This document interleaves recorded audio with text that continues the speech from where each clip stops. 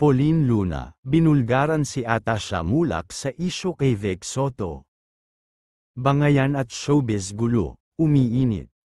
Isang nakakagulat na revelasyon ang yumanig sa mundo ng showbiz matapos magsalita si Pauline Luna tungkol sa isyu na kinasasangkutan ng kanyang asawa na si Bossing Vic Soto at ng dalagang anak nina Aga Mulak at Charlene Gonzalez, walang iba kundi si Atasha Mulak. Matagal nang usap-usapan ang umano'y malapit na ugnayan nina Vic Soto at Atasha, na nagsimula raw noong magkatrabaho sila sa isang espesyal na proyekto sa isang sikat na noontime show. Ayon sa ilang malapit sa production, naging masyado raw close ang dalawa, at tila may chemistry na napapansin kahit ng crew. Ngunit nitong nakaraang linggo, nagulantang ang publiko nang biglang maglabas ng matapang na pahayag si Pauline Luna sa kanyang social media account. Hindi na raw niya kayang kimkimin ang mga naririnig at nakikitang mga galaw ni Atasha. Huwag kang umastang inosente kung alam mo sa sarili mong may boundary kang nilalabag. Respeto lang sana bilang babae, bilang mas batang babae, ani Pauline sa kanyang Instagram story na agad naging viral. Ayon sa isang insider, nagkaharap umano sina Pauline at Atasha sa backstage ng isang taping.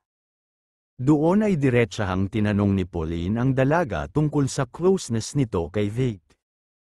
Ayokong maging marites pero hindi na tama. May pamilya kaming pinoprotektahan, mariing sabi raw ni Pauline habang halatang nanginginig sa galit. Si Atasha naman, ayon sa mga saksi, ay nanatiling kalmado at itinanggi ang lahat. Wala po akong masamang intensyon. Never po akong samobra. Respeto po ang inaalok ko sa inyong pamilya, sagot umano ni Atasha habang may luha sa mata. Ngunit ayon sa ilang sources, hindi kumbinsido si Pauline. Matindi raw ang kutob niya bilang asawa, lalo na't madalas daw ang mga palihim na message exchanges sa pagitan nina Vic at Atasha. Hindi rin nagpahuli ang ina ni Atasha na si Charlene Gonzalez. Sa isang panayam, ipinagtanggol niya ang anak.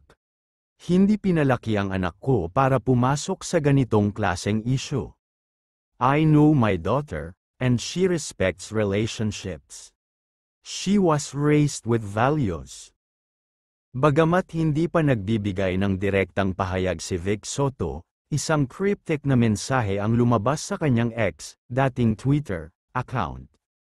Sometimes, silence is not guilt. It is just wisdom. Agad itong pinagpiestahan ng netizens, ang iba ay dumedepensa kay Bossing, habang ang iba naman ay naniniwalang may katotohanan ang hinala ni Pauline.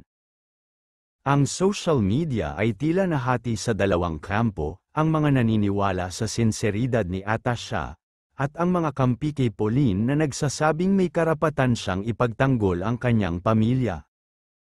#StandWithPauline at #ProtectAtasha ang dalawang trending hashtags na umarangkada sa Twitter PH sa loob ng isang araw. Habang patuloy ang bangayan sa social media, isa lang ang malinaw. Ang isyong ito ay nagbukas ng masalimuot na tanong tungkol sa boundaries, respeto, at tiwala, lalo na sa isang industriya na kilala sa intriga at tsismis. Mananatiling tanong sa marami, totoo ba ang kutob ni Pauline? O isa lang itong resulta ng maling akala at selos?